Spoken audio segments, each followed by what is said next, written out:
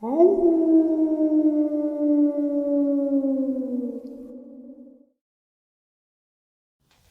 and salutations, everyone. I hope everyone is doing well today. Today, I have an upload that I hope will blow your mind like the information did for me. Very interesting stuff, connecting the dots with some very terrifying experiences as well. Before we get into it, a couple links. As many of you know, I rely on Patreon, PayPal, channel membership, and the merch to help the channel to continue to grow and go. Links to Patreon, PayPal, and channel membership is in the description below. Merch displayed directly under the video. Also, Dogman Frightening Encounters, Volume 1 through 3, the audiobook versions. They were written and researched by Tom Lyons, narrated and produced by me, Jeff Nadolny. Those audiobooks are available on Audible, Amazon, and iTunes, links to which are also in the description as well. And finally, last but definitely not least, if you'd really like to help support the channel to continue to grow and go, simply subscribe. It doesn't cost a cent. Click the like button, takes half a second. If you don't want to miss out on any of the informative uploads I put out daily, click that bell icon, and folks, please leave a comment. Why? Well, because all these things really do help the channel to continue to grow and go. And yes, folks, they really do matter. Now, everyone, I have taken far too much of your time. Let's jump into today's upload, shall we? So as of late, the last couple of times I've gone up to where Tom Mezek disappeared, I talked about this book, Skinwalkers at the Pentagon. An amazing book. If you guys have not read it, I honestly suggest finding a way of reading it. Kindle, library, or softcover. I don't know if there's a hardcover yet or not, but it is truly a book full of amazing facts and information.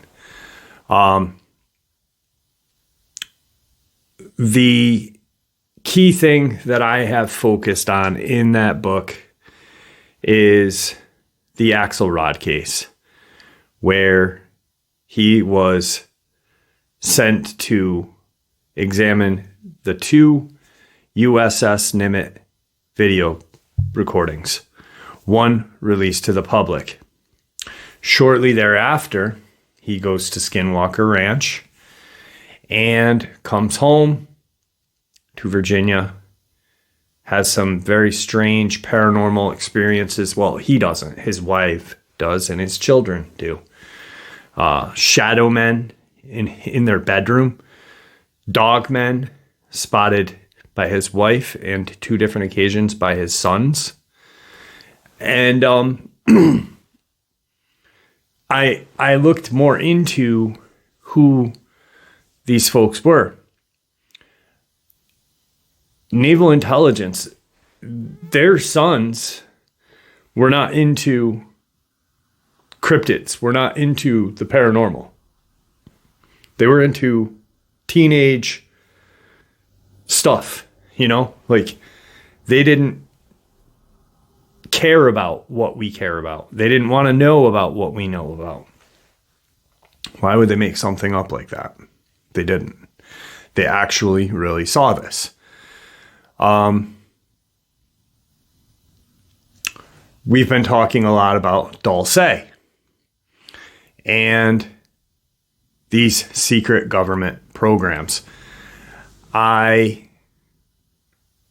second to last time I was up there, I was talking about how I really think that CERN has had their hand in taking from the paranormal.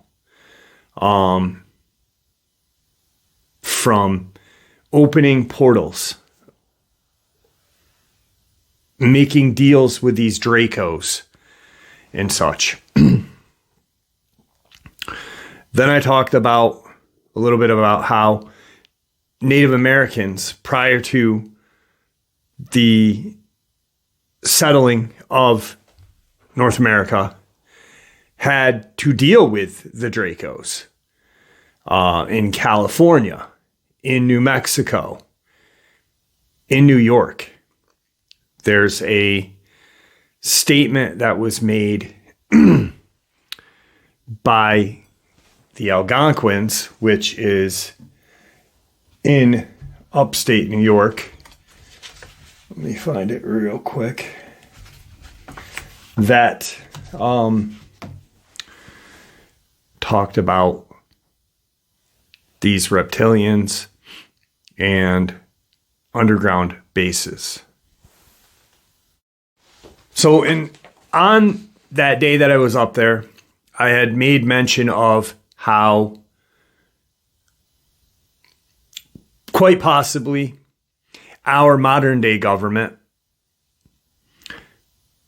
back in the 50s, when things started to change, things really started to change in the 50s. We all know this. We all know that after Roswell, a little bit before, but primarily after Roswell, everything, technology just blew up. There's a reason for that. And we all know what it is. Pacts were made. International pacts with the Draco, and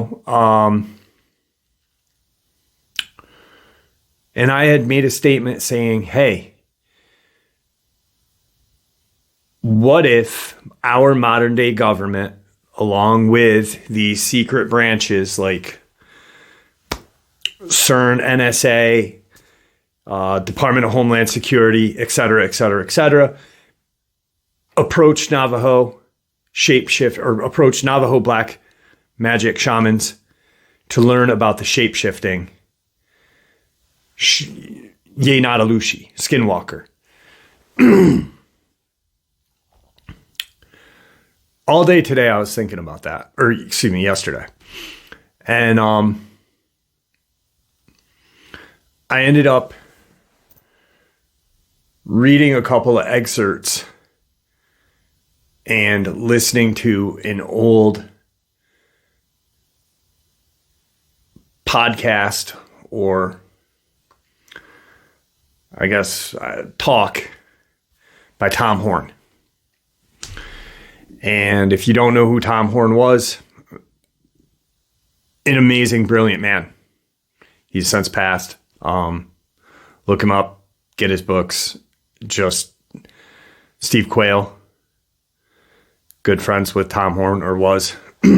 Both just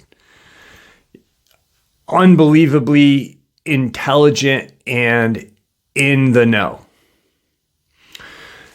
Tom Horn made a statement about the Navajo, about the Anasazi, and how the Anasazi on this rock called Newspaper Rock had drawings or petroglyphs of reptilian aliens with a halo over their head. And giants and chimeras about the same time of what was going on in the Middle East, the biblical time. Tom Horn, I believe, I don't know his qualifications, and I probably should. I just know I've read 2-3 of his books, Steve Quayle's books. I think he's a doctor and a reverend or a priest or such. I don't know, but he is in tune with everything that we talk about. Just an amazing man, or was an amazing man. But so he's not trying to be blasphemous about anything on that side of the ocean. He's just saying, hey, there's a lot of stuff that really fits together. Reptilian, because in the book of Enoch, the reptilians, or the Watchers, were supposedly looked reptilian. Some. They didn't all look like these angels with flowing hair. And they, in turn, created the Nephilim. And then there was genetic experimentation done by the Watchers, which created Chimera. Same stuff that's written on this newspaper rock. So it's been going on for thousands of years. I've known it, I felt it, and I know you guys have too. But it all is starting to make a lot of sense.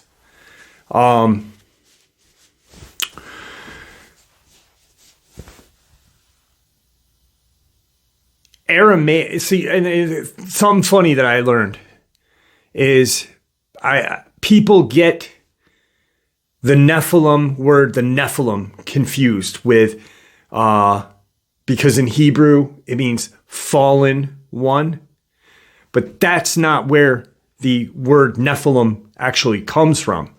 It comes from Aramaic, Nephilah, which means giant. So it's not from the Hebrew word, which confuses a lot of people because people are like, oh, it means fallen, so the Watchers must be the Nephilim. No, the giants are, which is interesting because two different languages have a very similar word, both meaning something different, but both fitting into the same category. There's no coincidence at all. I probably am not making sense at all, am I? But I don't know.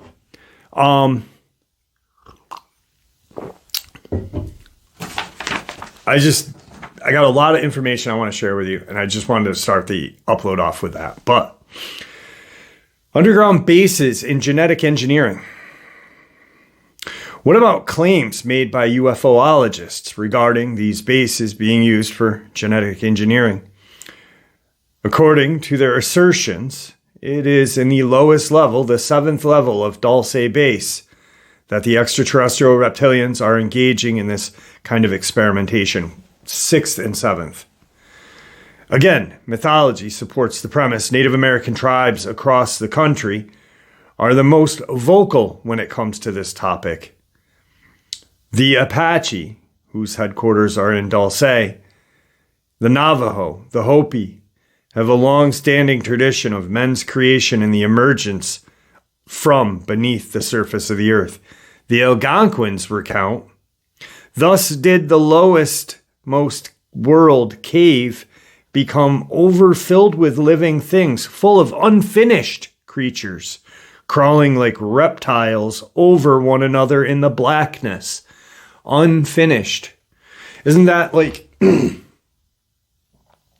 if we didn't know any better and we lived the life like our ancestors, living off the land, hunting, gathering, somewhat farming, like the Native Americans did, and we saw a chimera, would we think that'd be the best description? An unfinished creature. In this matter, they do not stand alone. Berosus, a Babylonian priest, tells of hideous creatures that inhabit this underground realm. He described men who had one body but two heads, some with legs and horns of a goat, and even some with hindquarters of a horse and the body of a man. In short, there were creatures in which were combined the limbs of every species of animal. These genetic experiments are, according to the reports from UFO advocates, being conducted by a group of reptilian beings in the lowest levels of the bases. Tom Castiello, a former senior security officer at the base, testified that the base at Dulce is a 7-level underground facility with the lower levels described as a series of natural caverns. It was believed by Castiello that these caverns were used by different extraterrestrial races in our remote past.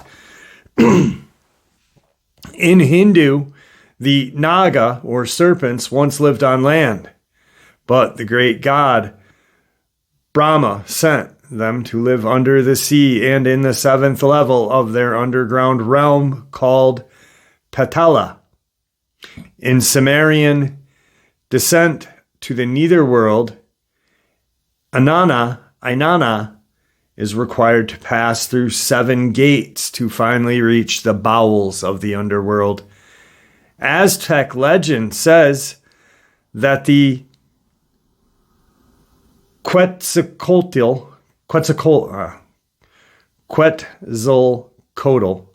the feathered serpent, went to Mictlan, the Aztec underworld, and created mankind using his own blood and bones of a previous race. Throughout mythology, the act of creating humanity is always associated with a specific group of gods and fertile gods. Fertile gods around the world are traditionally depicted as reptilian or amphibious in nature and appear in art as a blend between man and a fish or man and a snake. So I think that they got some of it right. I don't think they got it all right. Obviously, reptilians didn't create humanity. But if, once again, using that old world kind of view, you don't know what you know now. You wear a loincloth, you have to hunt your food, you only know what you know. And you see a bipedal reptilian come out, or you see something else come out, and it has immense more powers than you have ever seen. Wouldn't that almost kind of be like, is that the creator? Why are they creating, or if they've went down into their caves and spotted stuff. Also, during the Nephilim era of the biblical times, the Hopi, they had their caves very high up in these cliffs. They're cliff dwellings. Even in New Mexico, in Gila, where we know there's some strange stuff going on. Why were those caves so high up? Because the world was full of giants at one time. When the Watchers, the 200 Watchers, came from heaven. And they didn't fall. Essentially, they did not fall. If you really look and read the book, they did not fall. They were sent to earth by God. And then they either forgot their mission or just didn't care anymore. And if you think that if you don't agree with what I'm saying, look into that, because they did not fall. They were sent here by God. Anyway, I just thought that was fascinating because it all makes sense. It's all starting to make sense. Dulce is 7 levels. The 7 levels explained right there. Also, interestingly enough, there is talk about giants and other creatures with horns. In New York, in Western New York, if I'm not mistaken, in the 1800s, 1880 something, there was a giant skeleton found that had horns on its head. Crazy stuff. All right, let's get into a little more information now.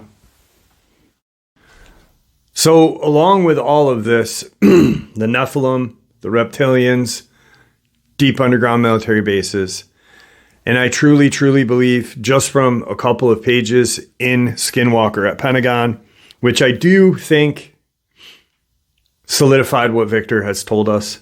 Not all, but what's in that book, I, really kind of, whoa, they are using Dogman as a weapon of intimidation. Super soldiers, creation of super soldiers, on top of the genetic creation of chimera. The Reptilian taught our government, or the government, how to create super soldiers. The black op government, I guess, the one world government, NWO. I don't know how to call it anything, because when I say the government or our government, not all of our government is bad. There's that subcategory of our government that is just evil and only in it for themselves. Anyway, this I found interesting and I immediately wanted to share it with you guys. This is from James Caspol, Super Soldier, Project Mannequin. When I first went public with my experiences with an investigative journalist, I mentioned the fact that I had witnessed little gray Zetas around my bed on more than one occasion when I was a child. At this time, I would hear a roar in my head, which sounded like water, and I would feel like that I was very heavy, like I was being crushed. After these sensations, you would feel as if you were floating upward. I spoke with Preston Nichols about these experiences, and he told me that these are common physical symptoms of people during kidnappings. When my father went to prison in Spain shortly after I was born, my mother and I moved around the world traveling and living in countries like Canada, Australia, Spain, and other places. However, the clearest memory of these close encounters were in my room at my house on Recreation Road, Tilehurst in Berkshire, when I was a child. Events like this also occurred in my teenage years at this house, and I would often see geometric symbols in my third eye at night. I would do patterns of breathing, like hold my breath and speeding up and slowing down my breathing. When I did this, I would see these symbols in a ladder formation with one symbol on the top of one another and draw them on paper. Then I would get up, show these diagrams to my mom and stepdad, trying to explain them. As I controlled my breathing more and more, the ladder would grow larger with symbols. Years later, my mom would convert to Buddhism, and I once attended a meeting with her at the Tibetan Buddhist Center called Rigpa in London in my 20s, and I saw to my surprise that there was in this place a symbol which I believe was called the 8 auspicious signs, with geometric symbols and other symbols, one on top of another. This was almost identical to the ladder I had drawn in Berkshire when I was 10 years old. I later learned that these breathing techniques I was doing at the time were a form of Parna/yoga breathing, and I did not know anything about Yogan Buddhism when I was 10 years old. A couple of years before this, I had written a poem called The Boy Who Was Within Time, about a story of me looking for some kind of hole in the street in front of my house, which would allow me to travel to a different world, where I would meet non-human creatures who were my friends. This land was being ruled by an evil being called the Executioner, and these creatures needed leadership to help defeat him. In the story, we collected weapons and went to his castle and defeated the Executioner. I find this interesting title for a poem since, according to scientist Stephen Hawking, the fourth dimension, the one next to our own, is time and can be evaluated by wormholes and jumping doors. In my Project Mannequin deprogramming efforts, I have discovered that I have undergone a major extraterrestrial abduction, followed within days by another military/NSA abduction every 5 years of my life since I was born. 5, 10, 15, 20, 25, 30. 5, 10, 15, 20, 25, 30 years, which I will talk about later. On my 30th birthday in December, I had a very bad flu, and it was very rare for me to be sick. I had a high temperature. I was disoriented. I spent some time alone in my apartment in St. Ives. I remember seeing strange, little, beautiful creatures with blue skin and geometric symbols on their foreheads. As for seeing other non-human beings or night visitors in my room, I cannot recall any events occurring in my late teens or early 20s. However, as of the year 2000, these nighttime visits started happening again, with 7 close encounters that I can remember very clearly. These all took place since 2000 up until present day. First encounter. Now this is James Casbolt, MI6, part of the participant in Project Mannequin, Super Soldier Project. And he is now telling us about his experiences that he had with these very strange creatures. First encounter, 2001, St. Ives, Cornwall. I woke up paralyzed in the early hours of the morning with a tall being over 6 feet tall in my room.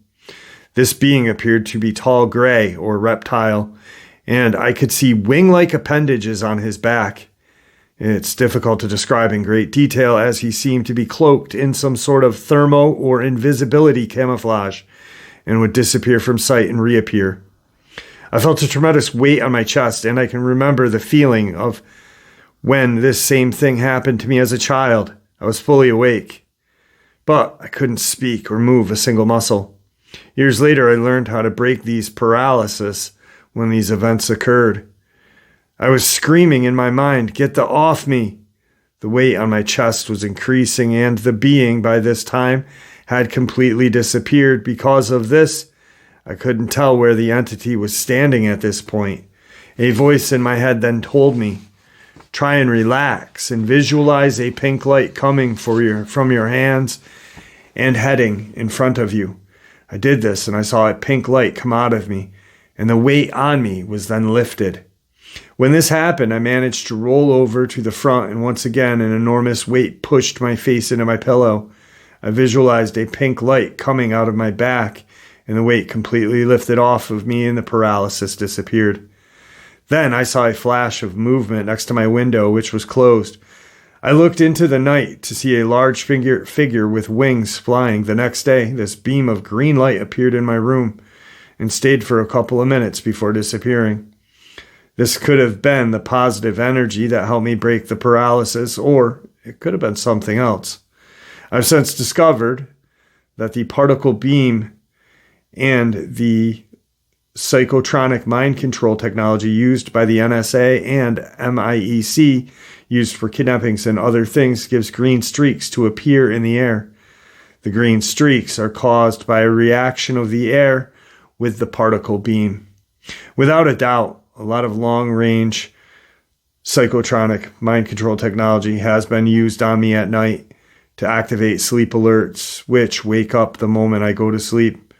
The moment I fall asleep or leave, these alters kick in, and I wake up in the middle of an altered state of consciousness, get dressed, and go and meet with the controllers of the Mannequin Project, where the programming and other things take place. I go home, undress, and go back to bed, and my front alter, everyday personality, thinks I've slept the night away, but I wake up feeling exhausted.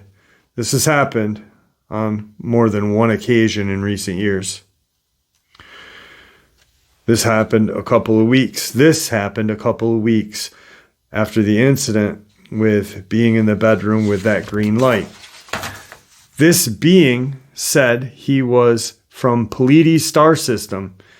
In a telepathic message he transmitted to me, I was instructed to have a camera ready and prepared.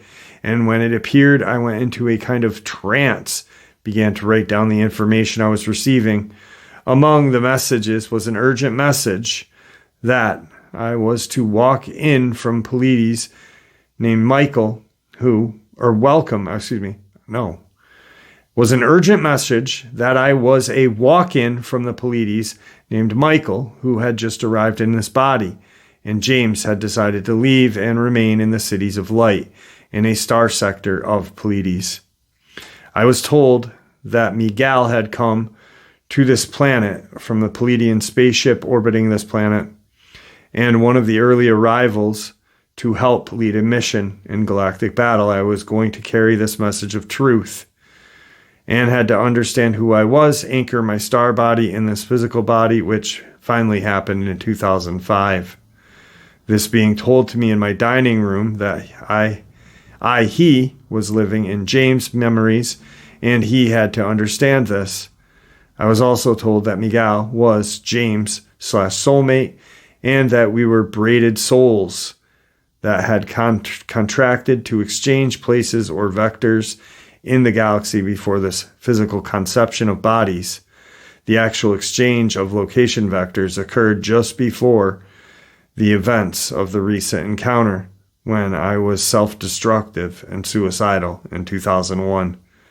After the exchange occurred, my pupil changed sizes, with my right pupil becoming larger than my left, as well as other physical and mental changes, such as the increase of my IQ level.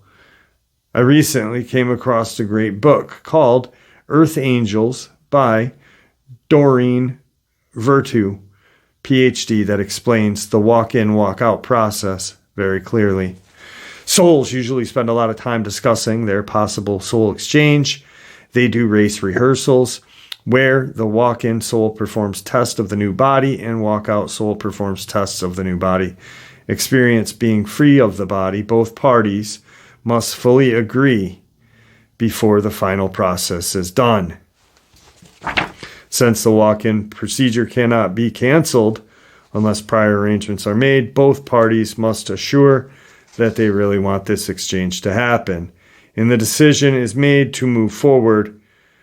Then an intersection episode is established. This means that the walkout soul becomes involved in an attempt, an accident, surgery, or out-of-body experiment. And when the new soul awakens, there is no memory of the walk-in process.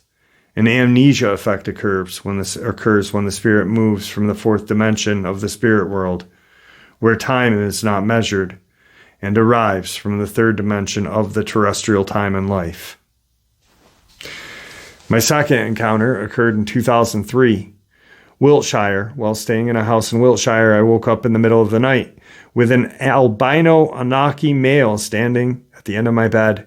He was 6'3", with an athletic body, long shoulder-length, blondish white hair. He was smiling at me, but he didn't say a thing. I was over there trying to figure out if he was still dreaming or not, and I realized he was wide awake. He's talking as he's still there. He started moving. These entities appear to have some sort of interactive telepathic connect with me at these events and begin to behave differently depending on my knowledge of the situation and fear levels. When I realized that he was not dreaming, the Anunnaki male began to stretch his neck upward like a cobra, snaking it from left to right. As his neck elongated, like some sort of strange yoga technique, as he stretched his neck, he began to become abnormally long and thin, which was terrible to witness. Just then he shape-shifted into a large, muscular, humanoid reptile, which was even taller, but wingless at this time. I screamed, in terror, jumped out of bed toward this being to attack it. This may sound unbelievable, but I just did it without thinking.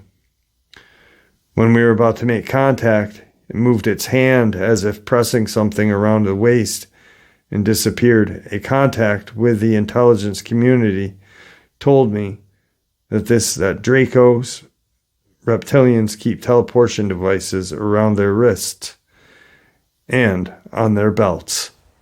Also, it's interesting to note that Barry King told me there is a huge underground MIEC complex beneath Salisbury Plain in Wiltshire. All right, so that was his first two experiences that he had with these entities after being deprogrammed from Project Mannequin. The last one I'm going to share with you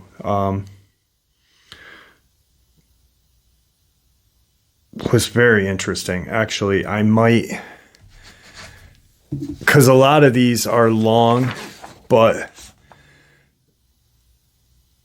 not really. All right, so the last two that I'm going to share with you are very interesting. My fifth encounter, so we've shared two. My fifth encounter after St. Ives, 2007, May 5th, 2007, St. Ives, Cornwall, after visiting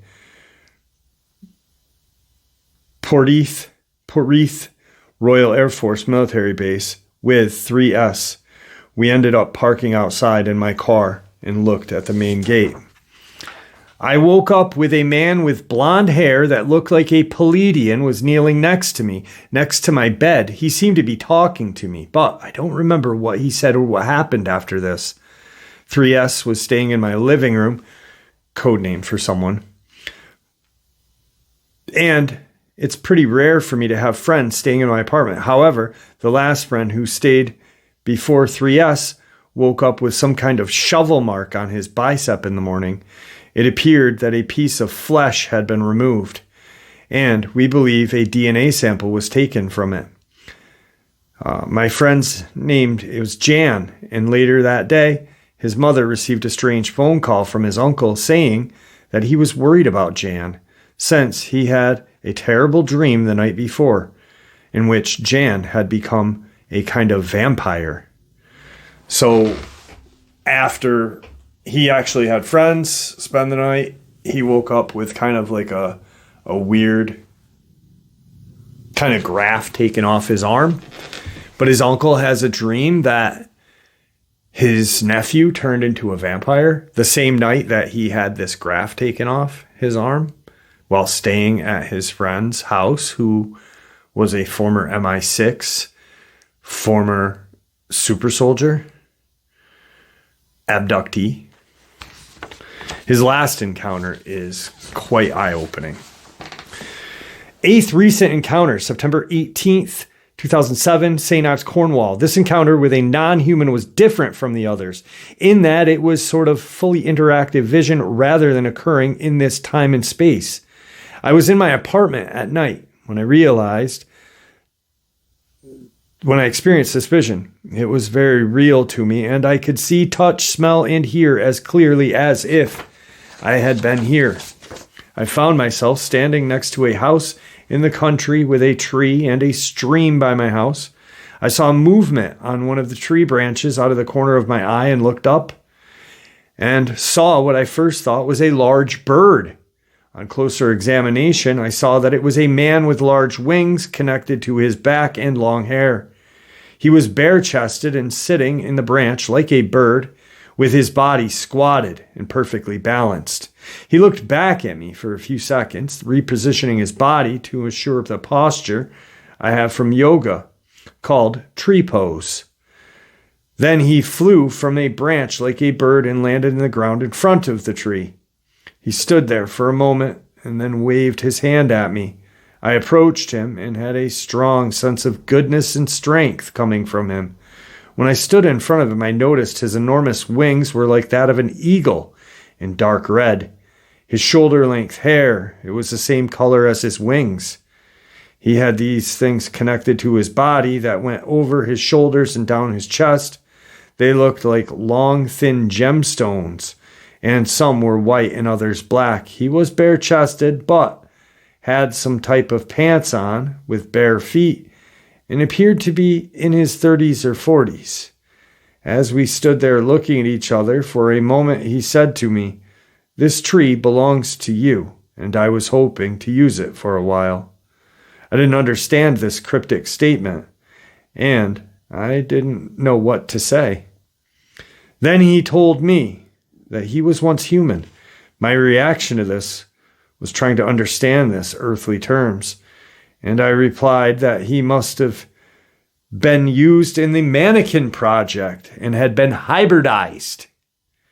The next statement was that the mannequin is trying to create a deity race of beings that are modeled after him. These beings have half human, half animal DNA, he said. I think the fact that this being was in a tree when I first saw it has something to do with the evolution of DNA and Kabbalah. I asked him if I could touch his wings, and he gave me permission. They were very beautiful, silky to the touch, and almost identical to those of an eagle, as mentioned before. I then ran my hands over the long gems connected to his shoulders and chest, which felt like polished quartz crystals. Then he showed me more visions in my mind's eye. In other places, I saw human women who were older than this winged man. She had blonde hair and was very beautiful. He told me that this was his mother and seemed to communicate telepathically with this woman in my vision, telling her that I was very interesting. He showed me visions of him flying in the sky like a bird and landing in the trees. As impressive as this being was, the experience seemed very normal to me. Then he told me that my daughter's psychic abilities were increasing, and he mentioned something about my mom trying to understand the truth. After this, we talked about the man called Wesley Payton. Wes was an NSA assassin who was placed on false charges and is now in prison. He is a human-animal-alien hybrid, and I'm friends with his wife. Wesley's role in this must be very important, and I feel that he will be revealed to me in the future. There will be more information about this man later. From my understanding, I believe that there is an interactive contact with some type of extraterrestrial or extra-dimensional being that have been called angels in ancient times. With the descriptions of the Draco, what if people described angels and demons in the past were describing the same beings engaged in some kind of ancient war with each other? So, what he essentially is saying is something that I don't say. I've said it to a few people on the channel, and they know. And the few of the people I've said it to agree. But what if what Caspel just said is in fact the real deal? Like these demons and angels, Pleiadians, Draco, demons, angels, are in fact demons and angels, but are in fact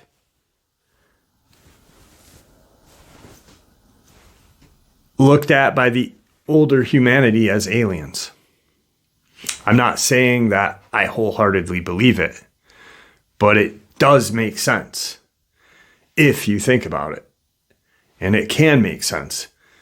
Not saying anything negative, but what if, the misinterpretation, like the humans that were before us saw these beautiful angelic men or women or who come down from heaven with these beautiful wings, the angels, and for some reason the humans, maybe that's where some dimensional place, Pleiadian, to get from heaven to here. And then the Draco, the reptilians, are the hellspawn. I don't know.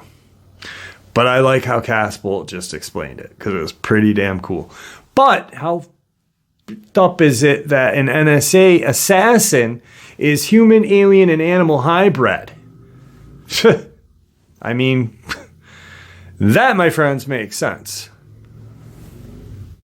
So today's going to be a longer upload than normal. I got encounters to share, but I want to share some other cool things with you guys that go along with everything that we're talking about. It's all connected. This is super interesting. Super interesting. Navajo mythology, the twins, the monster slayer.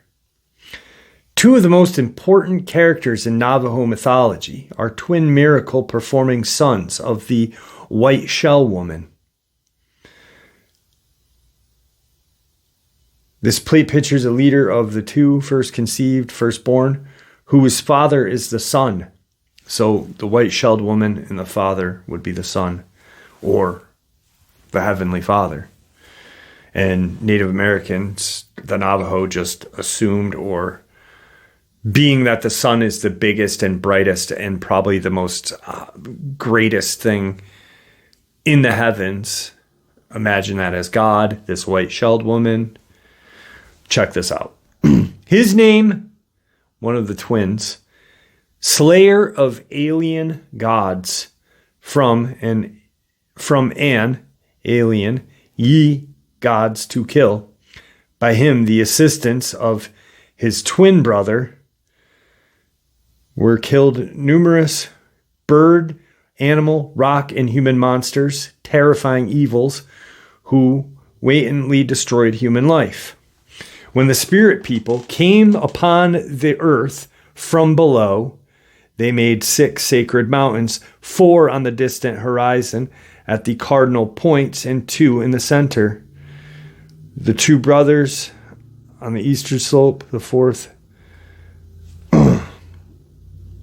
First man took her home near where she matured in 12 days. She turned into a beautiful woman with superpowers. They're talking about the white-shelled woman. The firstborn, soon she found herself the proud mother of the 2 boys. The firstborn and the stronger came to be known as the slayer of alien gods. The other was known as born from water. Their prenatal life covered a period of only 12 days, and maturity was attained in 32 days after passing through the 8 changes, one of which came every 4 days. At the time, the earth was infested with great giants, foreign gods, who were rapidly destroying people. Of these, Yetso, big god, as large as a mountain, was only one in human form. The others were a man-eating bird, a rolling stone that crushed all in its path, a tracking bear, an antelope that killed without mercy, fearing lest some of these monsters learn of the presence of her and her sons, keeping them hidden in the mountainside under confinement. So she made them bows and arrows and let them play about, but never let them stray too far from home. The boys promised to obey, but not long afterward, because in reply to their questions, their mother told them she did not know who their father was. They became sulky and broke their promise. Going toward the east, they would go in search for someone who did know. When the small knoll along the way from home, they heard a whisper, "Shh! Are you afraid, my young brother?" The alien god slayer said. "No," one born from water quickly responded. 4 times they heard the whisper, and then 2 of the wind people appeared. "We saw you traveling eastward," they said, "and came to caution you. The land is cursed with alien gods who kill for pleasure. Beware of them. Why do you journey thus alone without your father? Our father, alas, we know nothing of him, and are now starting to search and learn." "Do you know who he is?" asked the boys. "Yes, the Son is your father. But if you think to find him, you will have to travel far eastward and cross the wide, wide waters. The brother, whose name was the alien god killer, turned to his younger brother and said, "Let us go." With the sun overhead, being in fact of holy nature, the boys covered distance rapidly, and by mid-afternoon had passed well beyond the limits of their homeland. There they came upon an old woman sitting beside a ladder projecting from a hole. She asked them who they were and whither they were going. They told her, "To the sun." Whose sons are they, but whom they had never seen? So the woman is sitting by a ladder that is projecting a hole, a portal. And this is from Dr. Moses, or Mose, a Navajo doctor and theologian who was told this information by his great-grandfathers, who were told by his great-grandfathers. But the slayer of alien gods is one of the brothers' names. And they then hunted these giants down. How fucking cool is that? I mean, it really does. All of the history, if you think and you stop and you really just open your mind up and you take away the constructed, I can't look into something like that because it doesn't go along with what I believe. But if you just say, hey, you know what? I'm willing to learn. I'm willing to read something that might differ from what I believe, just to find a common ground. Native Americans, all of the tribes in North America, talk about a great flood that occurred around the same time the biblical flood happened. How would they know? They weren't there. They wouldn't know unless it all really did happen together and it all makes sense. Anyway, let's move on. All right, we're going to jump into some cryptid encounters. I know probably some of you are getting mad. Why aren't you talking about cryptids? You say Dogman encounters and paranormal research. This is neither. It's all of it. The other day, I shared with you guys 3 case files. And I listed them as case files because that's what they are. And the last case file was case file 30, where a gentleman had seen some reptilians.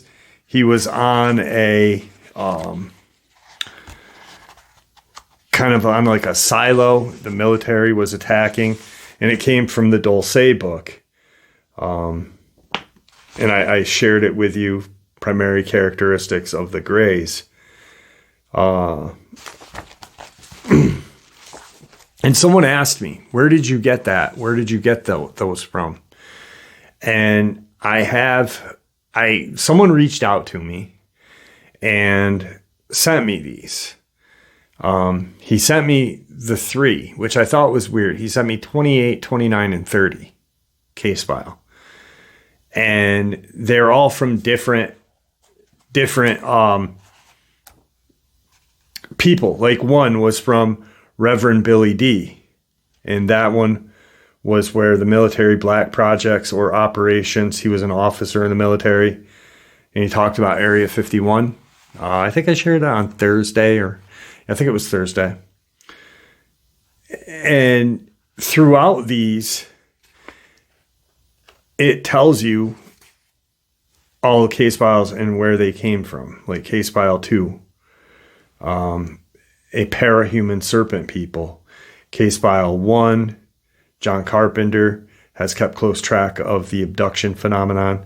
He is the director of the abduction research for Mutual UFO Network, or MUFON, one of the largest and most credible organizations dedicated to scientific study.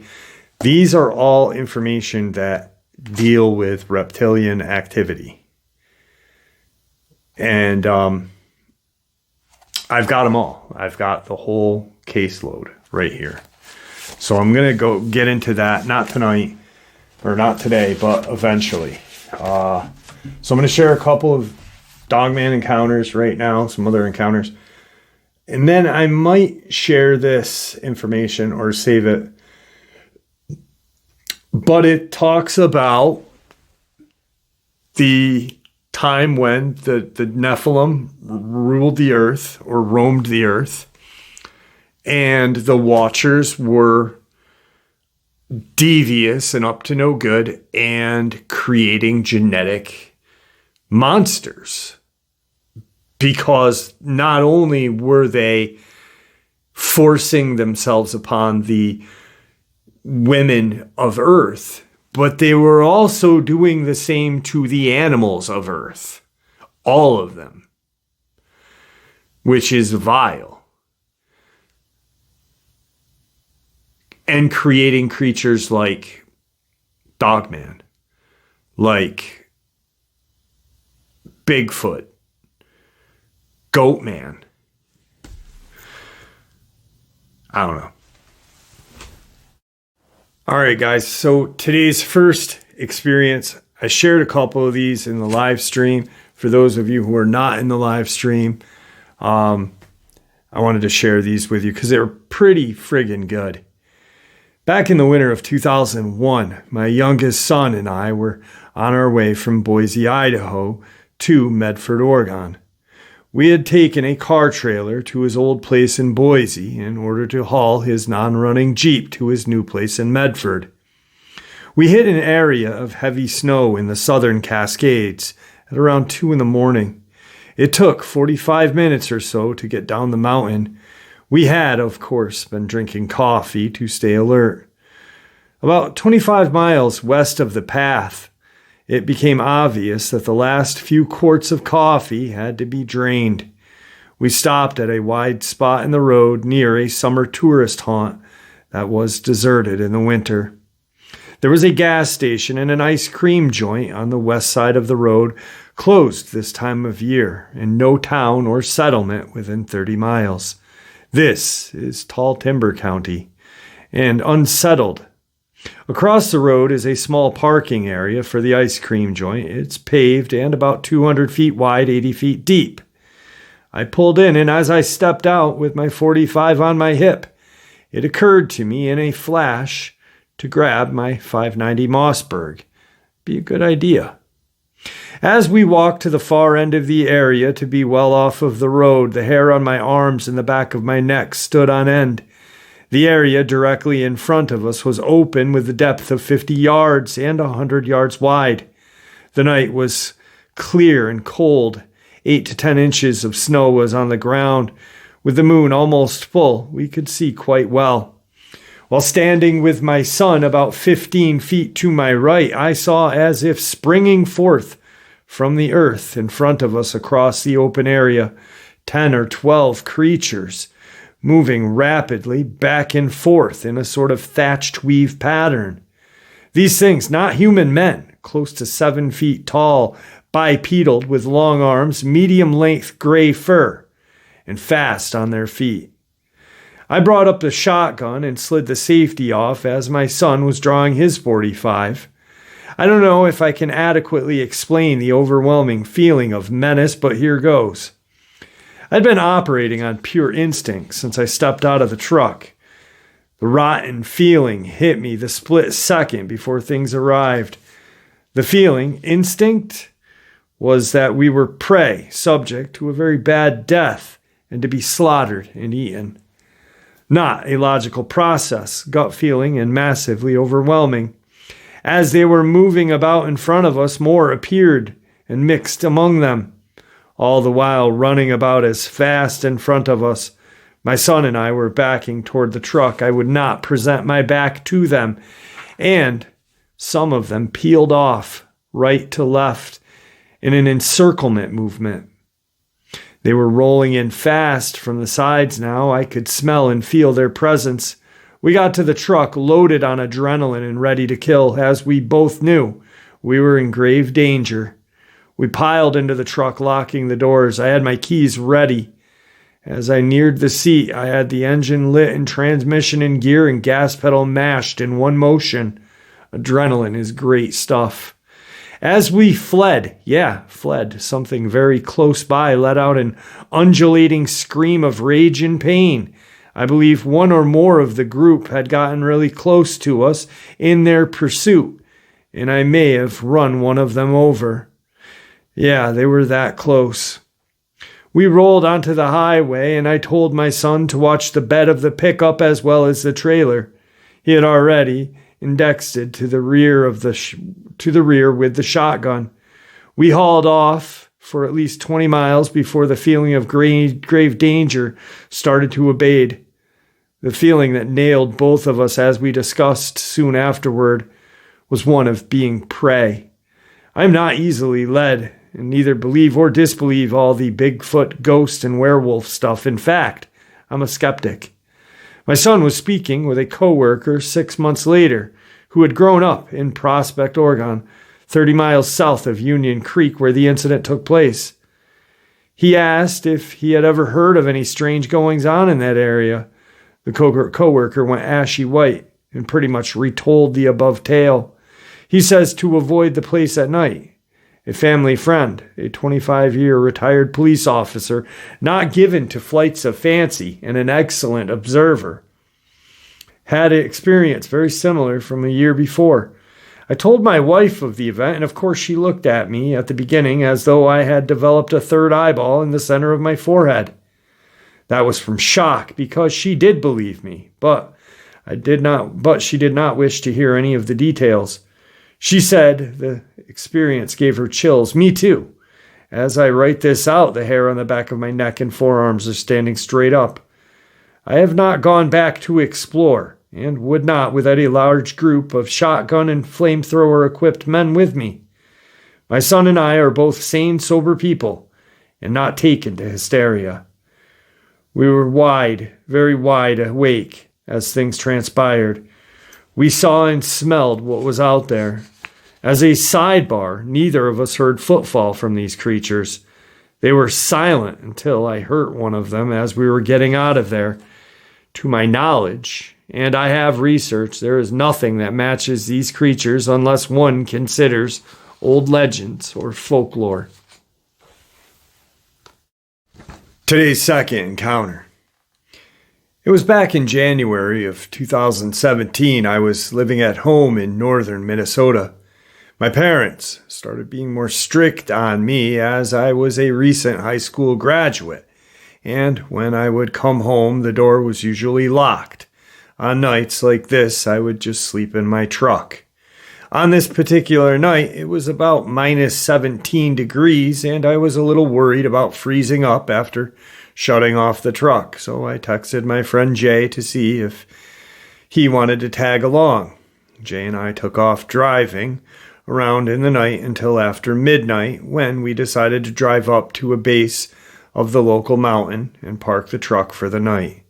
I quickly nodded off, but awoke to Jay nudging my shoulder 20 minutes later, saying he felt like we were not alone and felt like we were being watched. I was too tired at first and told him we would be all right, but he persisted. I relented, so I drove toward town, and by now the time is close to 1 a.m. I found a turn off the highway after driving for about a mile and decided to park on a narrow trail that had been snowed in. I drove about halfway down the snowy trail before I decided the snow would be too deep. We parked, shut the truck off, and closed our eyes. My eyes had been closed for 5 minutes or so, but now I had the feeling like we were being watched. Not sure if Jay had been asleep. I opened my eyes to check, and what I saw was horrifying. As I looked through the front windshield, I could see a giant humanoid prowling in the bush line 50 feet in front of our truck. It was coming closer, and my eyes were stuck to it. It got closer, and now I could see it through the passenger window. It felt like it knew I was looking its way. As it was creeping up to the truck, I could tell Jay was watching by now. He also was frozen in fear. The thing disappeared from view, creeping toward the rear of the vehicle on the passenger side. We were both still in our seats and hadn't said a word. I even stopped breathing for a bit, I'm sure. Suddenly, the rear suspension began to lower as this thing climbed into the back of the truck bed, ever so slowly. I could see Jay watching it, but I was too terrified. I couldn't look. This humanoid was over 9 feet tall. I was driving a Chevy Silverado, so the thing sat down like it was climbing onto a bench seat. As it sat, it began to hunch over and then lower its head into view through the back window. It had large yellow eyes, its skin dark, almost black.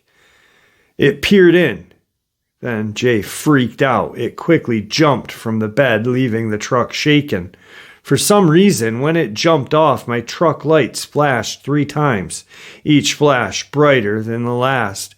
Jay screamed, "Go, go, go!" I tried starting my truck, but it wouldn't turn over. I tried the key back and forth multiple times with no success. Eventually, it started. I never did figure out why the ignition failed to turn over. I hauled ass about 100 yards down the trail until I realized I'm not going to be able to turn around in the snow. I stopped, shifted into reverse, and when I looked back up, I noticed my spotlight was in the back seat, so I told Jay I was going to look for whatever jumped out of my truck. He was quite reluctant, but I didn't care. I had to see it again. I parked the truck and began scanning the brush line toward where we saw it flee. I caught a glimpse of it. I was scanning from left to right. At first, I only saw the lower half and past it. Then Jay said, "Did you see it?" I slowly returned the light back to the creature and examined it from top to bottom. It was horrible. The claws hung at a lower leg area, even with the creature being fully erect. The fingers were at least a foot long. It was skinny and looked malnourished. I looked at its crotch area and there was nothing there. It was just smooth. Its chest and abdomen looked elongated, but very muscular, skinny too. I then brought the light to its face, and what I saw is when my heart dropped. It was looking at my eyes, even with the spotlight in its face. It smiled with its mouth, only to show me sharp, crooked teeth. It then backed up while facing us and slowly disappeared into the woods.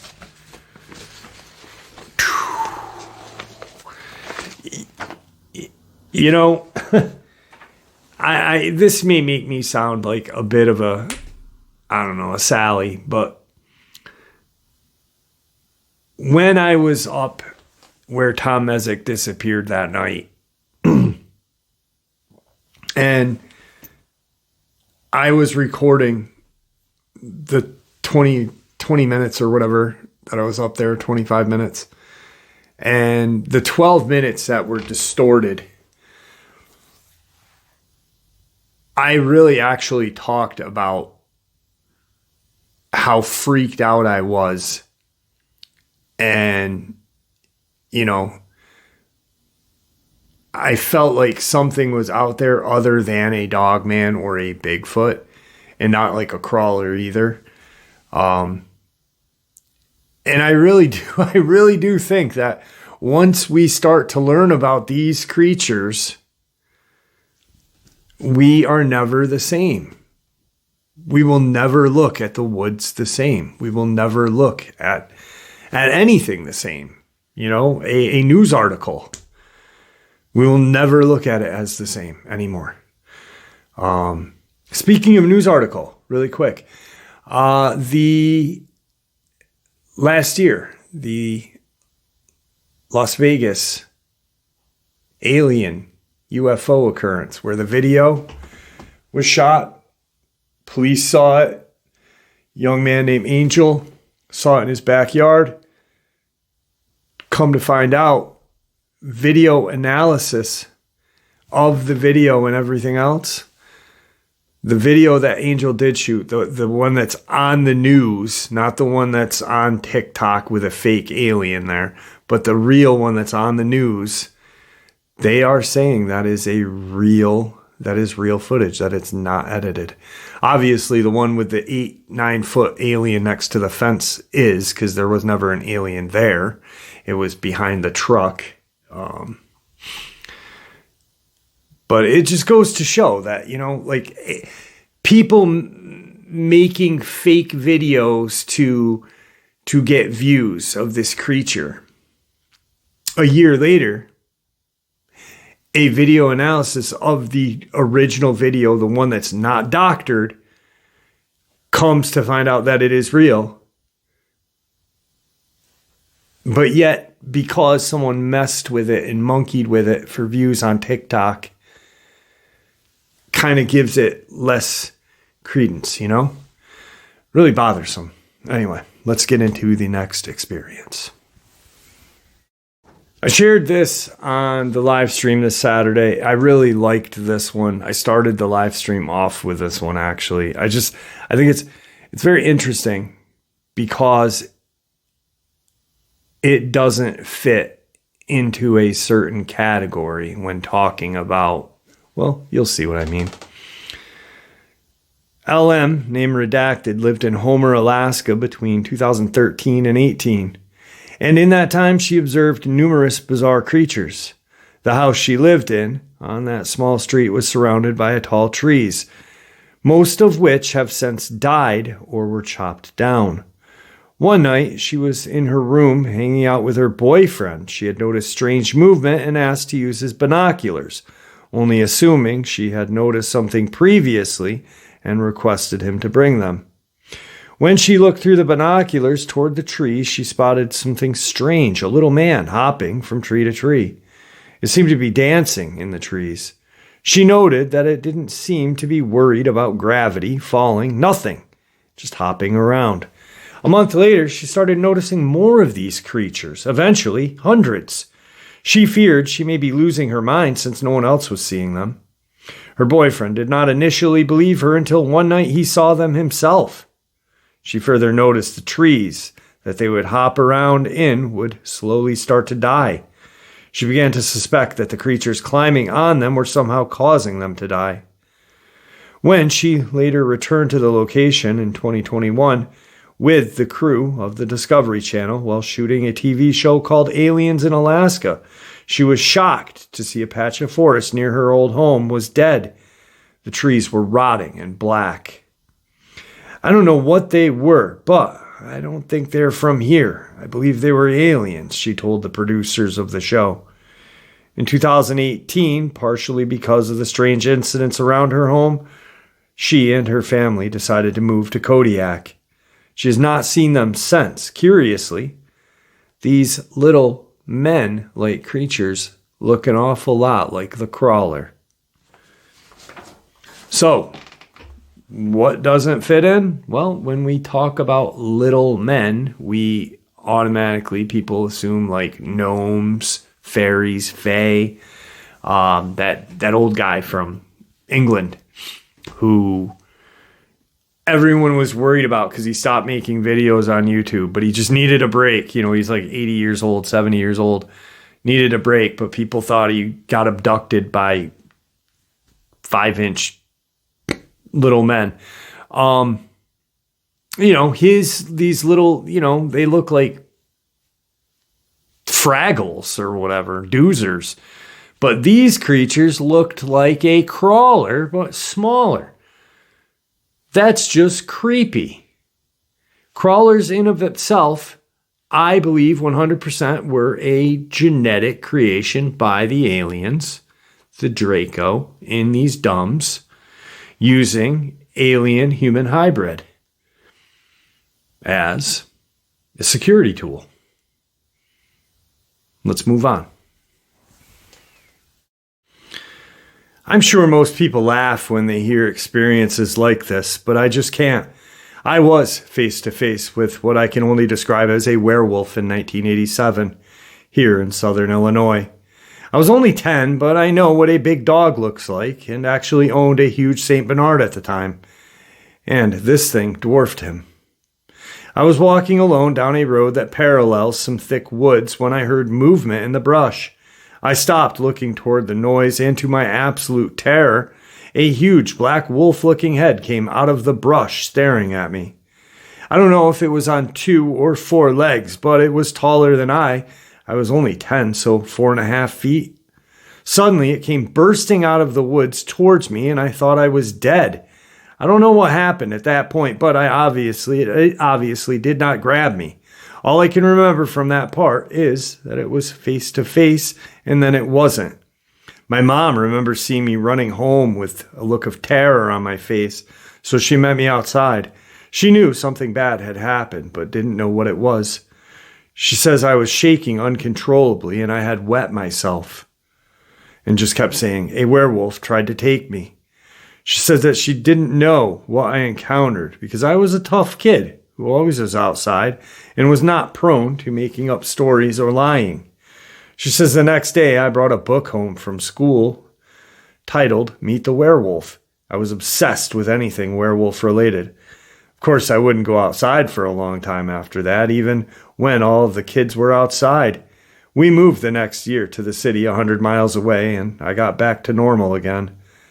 I moved back to that same rural town when I was 18, and I've lived here ever since. It's a small town on Rend Lake in Jefferson County, Illinois. I know what I saw, and I'll never forget its face. It was not a dog. I go into the woods quite a bit alone, and sometimes I do get worried, but I also carry a gun just in case. Be safe when alone in rural areas because dogmen are real. My wife had a daytime encounter with what she called a 7-foot-tall black werewolf standing on 2 legs in 2001, 5 miles from where I had my encounter. The only difference is she was driving and had the relative safety of being in a car. It proved to me that these creatures do exist and are in our area, so at least I know to be careful while in the woods instead of being like everyone else who has no clue until they are face to face with one. It's scary to know that they are real, but I think it's better to be aware of them so I know to take precautions in the woods. And I tell anyone who will listen despite being laughed at. But those who know me best know that I'm not crazy, and I do not make up stories or lie. I think telling them will keep them out of harm's way. I think telling people about these things will keep them out of harm's way, or at least make them be a little more cautious about being out in the woods alone. My uncle had a Bigfoot encounter back in '81 while in the outskirts of the Shawnee National Forest. He never went back and is afraid to be outside after dark, if there are woods around. He's 60 years old now and is still scared of things that he says don't exist. He's a huge guy himself, but is terrified of seeing this thing again. The funny thing is he actually laughed at me when I told him about my werewolf-looking thing. That almost got me. I think that he thought I was joking at first, but I told him, just like the Bigfoot that you imagined, changed his tune. He said it was probably a Bigfoot that I saw, but it was most certainly not. It was a giant black wolf that was taller than I, not a gorilla-looking thing.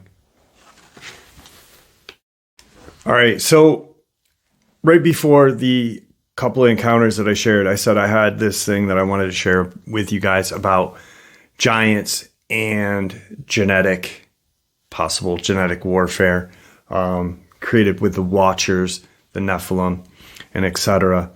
I'll share this, then one more encounter, and we'll end the upload like that. In the Voices from Legendary Times, I explain how many ancient sources, such as the Bible and numerous other religious and historical texts, mention a time in distant past wherein giants walked the earth. Who were these mysterious beings of great stature and incredible strength? Why and how did they disappear from the surface of the earth? Giants have often been considered legendary figures created by the ancient imagination representing a symbol of human power. Many scholars claim giants never existed. If that is correct, how do we explain all the giant skeletons which have been unearthed worldwide? No, there is so much more to this. Giants were by no means fictional. They did exist and played a vital role in the history of mankind. Remarkable global archaeological evidence clearly corroborates the existence of humanoid giants in prehistory. Some scientists have difficulties accepting the fact that giants once ruled this earth. Confirmation of giant skeleton bones, often 8 to 9 feet in height, is the threat to certain members of the scientific world. Accepting the existence of giants is accepting that history is not as we have been told. Still, can we really afford ourselves to ignore skeletons of gigantic size simply because they conflict with their idea of evolution? In search of the truth and origin of man, we should always be prepared to modify current scientific theories as new discoveries are made. Unfortunately, at present times, the academic world prefers to take no notice of fossils and artifacts which do not support the already established orthodox theory of human history. Maybe this attitude will change in the future. It would certainly be in the best interest of the public. The pre-Adamic race. Some are familiar with a theory of the pre-Adamic race and the creation of races that once in remote times inhabited the planet. Giants are of great significance in history of humanity. How far back in the distant past can we trace these giants? The Bible tells us several interesting things. Genesis 6:1-4, 6:1.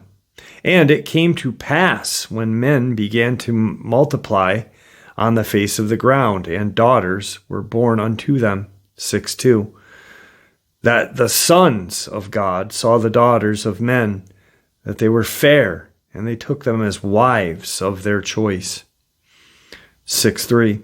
And Jehovah said, My spirit shall not strive with man forever, for that he also is flesh, yet shall his days be 120 years. 6:4. The Nephilim were in the earth in those days, and also after that, when the sons of God came unto the daughters of man, and they bore child with them. The same were the mighty men that were of old, and men of renown. We were informed that giants, the Nephilim, the fallen ones, existed in a world as after the great flood. It is always stated that God created Adam, the first human being from whom the rest of the humankind originated. It is indeed true that God did create the first Homo sapiens, but we should not neglect the pre-Adamic race, which was of great importance and had significant influence on the development of our history. The pre-Adamic race, a civilization that existed before Adam, is mentioned in a number of historical texts and myths of different cultures. The earliest accounts of giants occur in times before Adam. In those days, a group of celestial beings descended from the heaven. These divine scientists manipulated the genes of various kinds of animal life, and as a result, they genetically engineered a race of humanoids of gigantic stature. These were the first giants, the pre-Adamites. According to the Bible, those who descended to earth and mated with the women of earth were the fallen angels, or watchers, a group of 200 high-ranking divine beings. The giants, referred to in Genesis, are thus the result of interbreeding between humans and the fallen angels. The accounts of the Watchers and their giant offspring are described in more detail in the Book of Enoch and the Book of Jubilees. Unfortunately, the Council of Laodicea, the Catholic Church, banned both books and numerous others in the 4th century. From the Book of Enoch, R.H. Charles version, we learn more about the sin of the Watchers and the giants they produced. Chapter 6 of the Book of Enoch, R.H. Charles version. 1. it came to pass when the children of men had multiplied, that in those days were born unto them beautiful and comely daughters. 2. The angels, the children of the heaven, saw and lusted after them, and said to one another, Come, let us choose our wives, and among the children of the men. 3. And begot us children. And Semhaza, who was their leader, said unto them, I fear ye will not. Indeed, agree to do this deed, and I alone shall have to pay the penalty of great sin. And they all answered to him, Let us all swear an oath, and all bind ourselves by mutual imprecations. 5, not to abandon this plan, but to do this thing. Then swear they all together and bound themselves. 6, the mutual imprecations upon it. And they were in all 200 who descended in the days of Jared on the summit of Mount Hermon. And they called it Mount Hermon because they had sworn. 7, they bound themselves by mutual imprecations upon it. And the names of their leaders, Samlazaza, their leader, Arklaba, Remel, Kokobal, Temal, Ramal, Daniel, Ezekiel. 8, Aramis, Batril, Anal, Sam, Spiel, Saturil, Turil. These are the chiefs of the tens. Chapter 7. And all others together with them took upon themselves wives, and each chose himself one. And they began to go in unto them and defile themselves with them, and they taught them charms, to the enchantments and the cutting of roots, and made them acquainted with plants. And they became pregnant, and bare great giants, whose height were 300 ells, who consumed all the inquisitions of men. And when men could no longer sustain them, the giants turned against them, and devoured mankind, and they began to sin against birds, beasts, and reptiles, and the fish, and devour one another's flesh and drink the blood. Then the earth laid against the lawless ones. The same story is confirmed in the Book of Jubilees, R.H. Charles version, chapter 5 of the Book of Jubilees.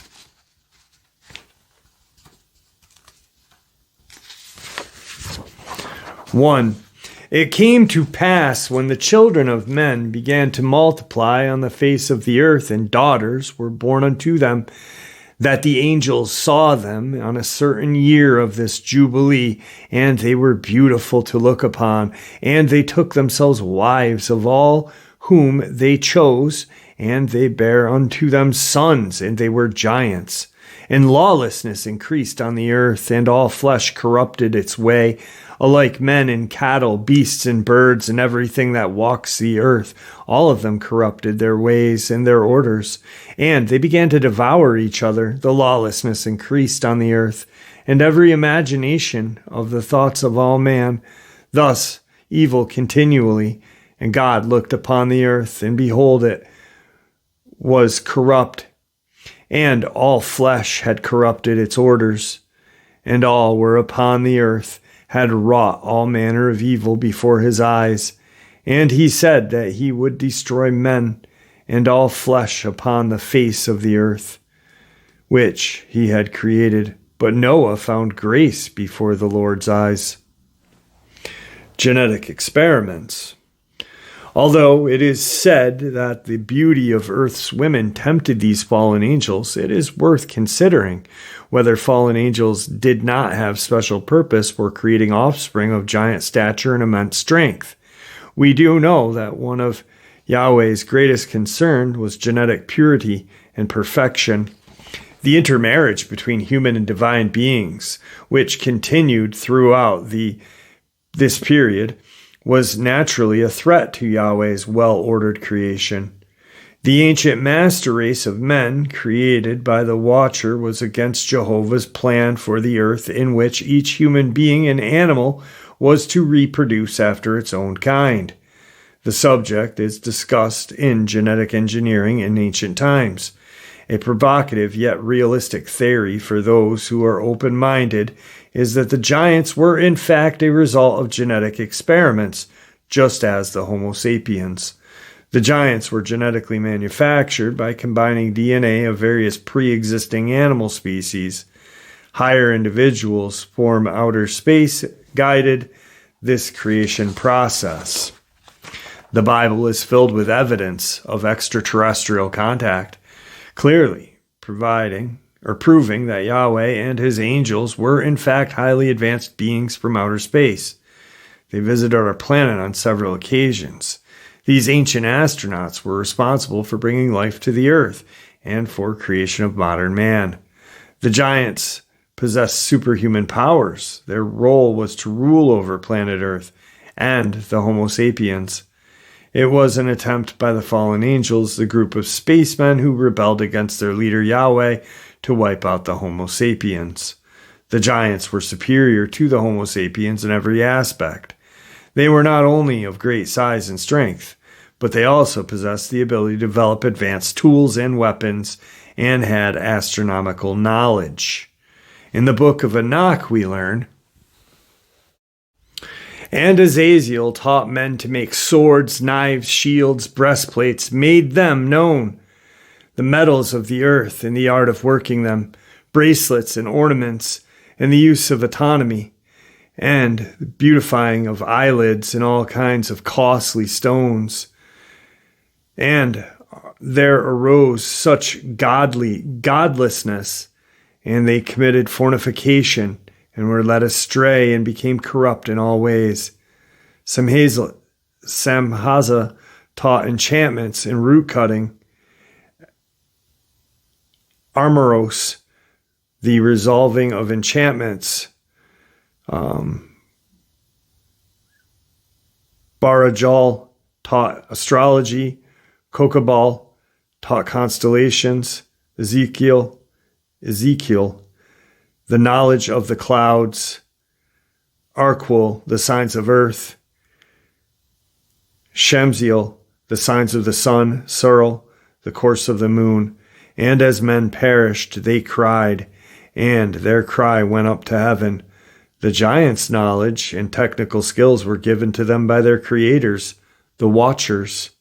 The Nephilim procreated not only among themselves, but created offspring with the Homo sapiens.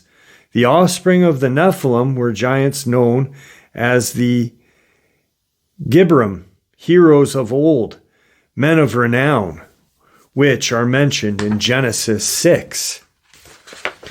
The Gibram were not as tall or powerful as the Nephilim, but they were nevertheless a dangerous warrior race. At the end of this period, Yahweh saw the pure Adamic line of Homo sapiens was almost extinct. The supergiant beings walked the earth, had an almost lifeless lifespan. Their extraordinary powers became stronger day by day. In time, they became not only a threat to the earth, but also to Yahweh himself. Yahweh realized the rebels, the fallen angels, were winning the genetic warfare. His own creation, Homo sapiens, were being wiped out.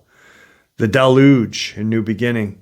Legend and myth and sacred texts from all over the world tell about how God was displeased with the human sinful behavior and decides to send floods for punishment. Almost every tribe and ethnic group in the world possesses memories of an event called the deluge, or the Great Flood. The universal flood is a fact, and it did occur. The majority of giants were destroyed in this cosmic catastrophe known as the Great Flood. The ancient catastrophe, which was of the greatest kind, ended this world, forcing the gods, Yahweh, his space fleet, and rebelling angels to flee Earth temporarily. This was the time when the gods split the earth, or the fallen angels. After the great flood, when the waters receded, the mighty gods from outer space returned.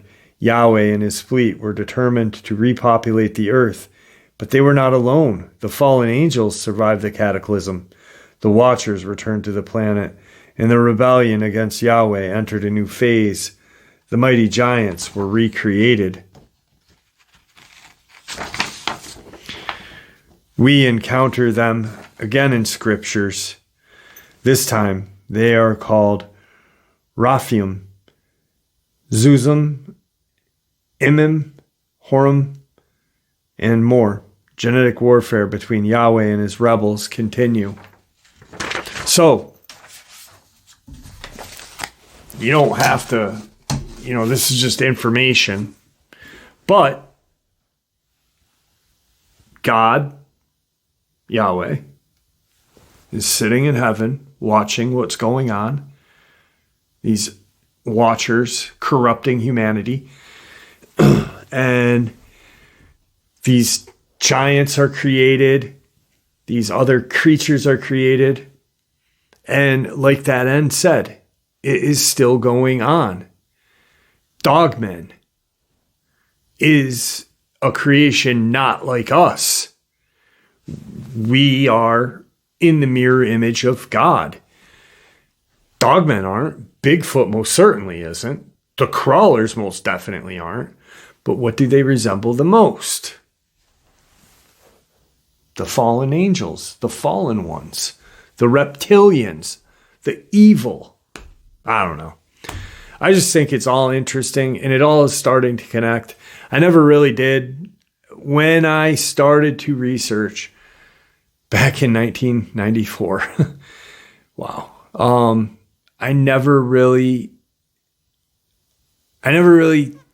I thought by putting God into the research was dumb, to be honest. And it isn't until maybe the last 5 years that I wasn't closed-minded about it. I was a little bit, but I still took in the information and put it by my puzzles.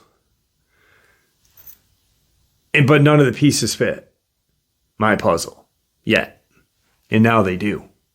And that's why I say keep the information, store it for when you're putting your puzzle together.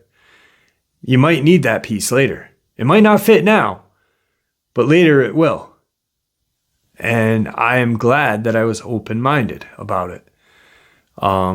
At first, honestly, 10 years ago, no, I wasn't. I really wasn't. I'd say God has nothing to do with this. Religion has nothing to do with this, but it does. It's all connected, all of it. And you know that just the same as I.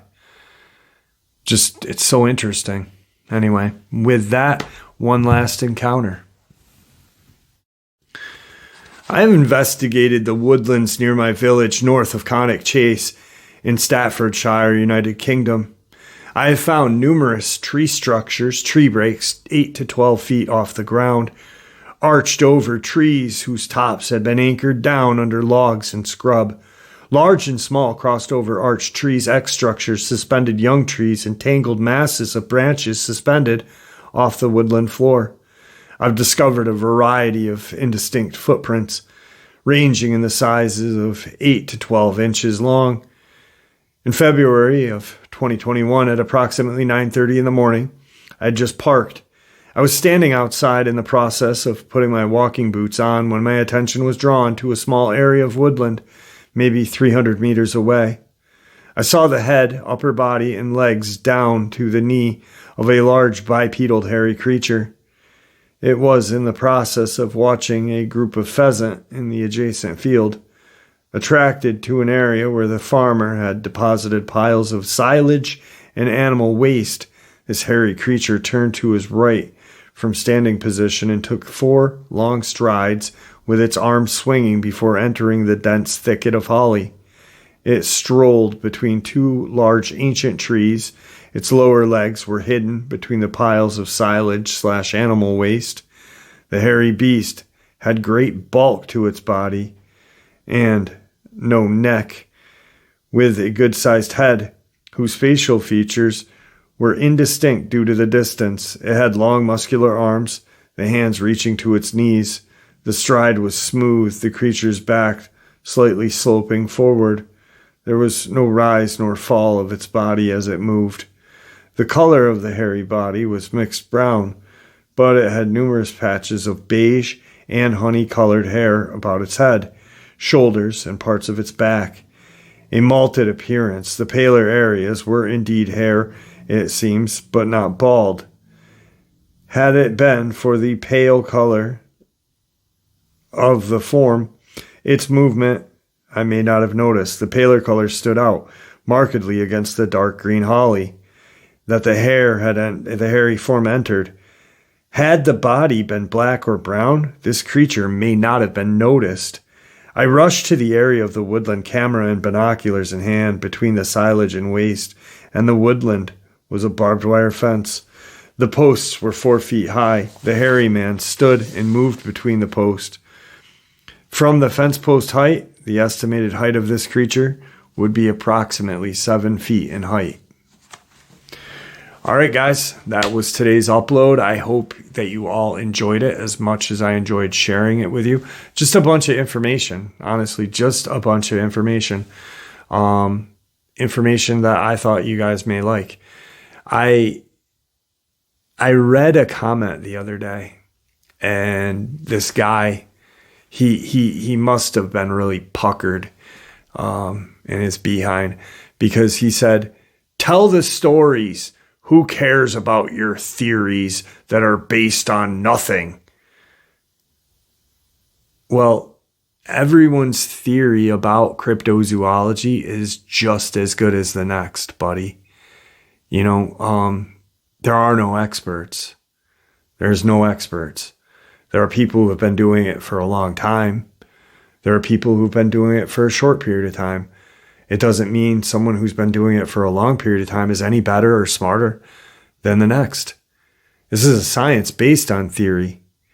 This is a science based on ideas, based on third-hand accounts, first-hand accounts, but there is no actual classroom and 100% to this. So, yeah, I mean, I'm going to share my theory on my channel with you guys, and I like to hear your guys' theories back, whether you agree with mine or not. Why? Because I learn from you guys just as much as you learn from me. We teach each other on a daily basis here. And with that, thank you. Thank you for supporting the channel.